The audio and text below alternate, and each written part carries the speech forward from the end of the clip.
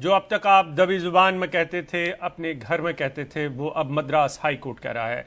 Madras high court ने चुनाव आयोग को फटकार लगाई है। उन्होंने कहा है कि दूसरी लहर के लिए कोई और जिम्मेदार नहीं है, बल्कि चुनाव आयोग जिम्मेदार है। चुनाव आयोग की दूसरी लहर के लिए अकेले चुनाव आयोग जिम्मेदार है, ये मद्रास हाई कोर्ट ने कहा है। उनका कहना है कि अधिकारियों पर संभवतः हत्या का मुकदमा चलना चाहिए।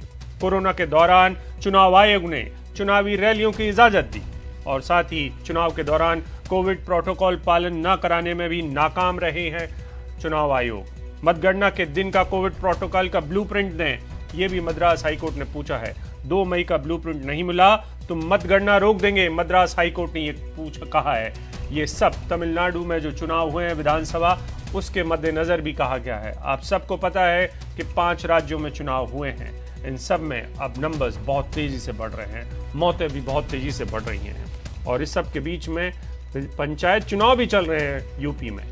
हमारे साथी आशीष भार्गव हैं। आशीष, बेहद कड़ी और बड़ी टिप्पणी है अब तक की। जी बिल्कुल, देखिए जिस तरह के हालात हो गए हैं, हमें ये अप्रिशिएट करना चाहिए कि देश के हाई कोर्ट जिस तरीके से खड़े हुए हैं।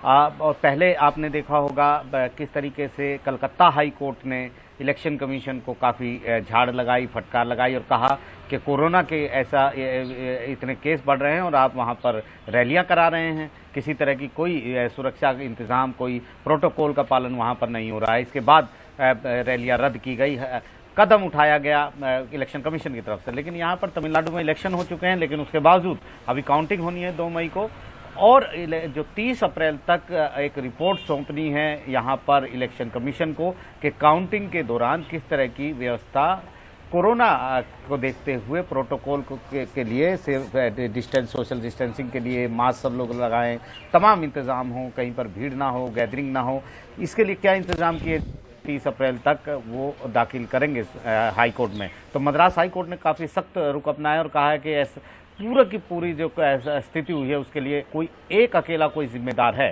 तो वो इलेक्शन कमीशन है।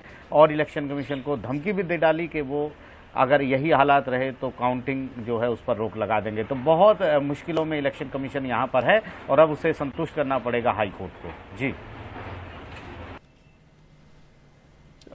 मुझे और हमारे दर्शकों को ये भी बताएं आशीष कि सुप्रीम कोर्ट में कैसे सुनवाई चली और कैसे वो टाली गई है अब तक इन तमाम मसलों पर जो कि कोविड से जुड़े हुए हैं। तो बहुत दिन से सुप्रीम कोर्ट में सुनवाई नहीं हुई। ऑक्सीजन को लेकर जो और जिस तरीके से हालात हुए थे उस पर एक सोमोटो सुप्रीम कोर्ट ने लिया था, जिस पर खुद ही विवाद हो गया और बहुत सारे वरिष्ठ वकीलों ने भी उस पर सवाल खड़ा किया कि जब हाईकोर्ट इतना अच्छा कर रहे हैं तो स्थानीय स्तर पर हाईकोर्ट को ये सब करना चाहिए, क्योंकि वो जमीनी हकीकत को जानते हैं, जमीनी हालात को जानते हैं। वो दिन रात सुनवाई कर रहे हैं। हम भी देख रहे हैं दिल्ली हाईकोर्ट रोजाना सुनवाई कर रहा है, रात को भी सुनवाई होती है, बॉम्बे हाईकोर्ट सुनवाई कर रहा है, 6-7 हाईकोर्ट लगातार सुनवाई कर रहे हैं। तो उस पर नोटिस हुआ था इस पर, लेकिन उस पर विवाद हो गया और उसके बाद हरीश साल्वे जिनको अमिकस क्यूरी बनाया गया था उन्होंने रिफ्यूज कर लिया कि वो इसमें हिस्सा नहीं लेंगे। उसके बाद चीफ जस्टिस बोबड़े रिटायर हो गए और मंगलवार यानी कल के दिन एक सुनवाई को निश्चित किया गया है और केंद्र सरकार ने टाइम मांगा था कि वो जवाब दाखिल करेगी। तो उम्मीद ये है कि कल शायद इस मामले पर सुनवाई हो जाए। और इसमें 4 मुख्य बिंदु हैं जो सुप्रीम कोर्ट ने जिस पर संज्ञान लिया है। उसमें एक है ऑक्सीजन की जो सप्लाई है वो किस तरह से समुचित हो पूरे देश में, हर राज्य में। दूसरा है वैक्सीन किस तरीके से लगाई जाए, उसकी प्रक्रिया क्या हो। तो जो दो चीजें हैं वो भी काफी अहम इस मोड़ पर आ जाती हैं, क्योंकि जिस तरीके से हालात हुए हैं राज्यों में ऑक्सीजन को लेकर, जिस तरीके से बातें हुई हैं, दिल्ली लगातार दिल्ली के अस्पतालों में ऑक्सीजन के SOS आ रहे हैं।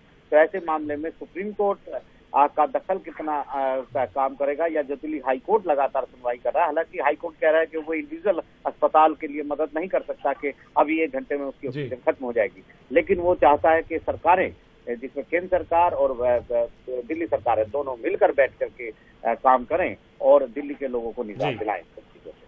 जी।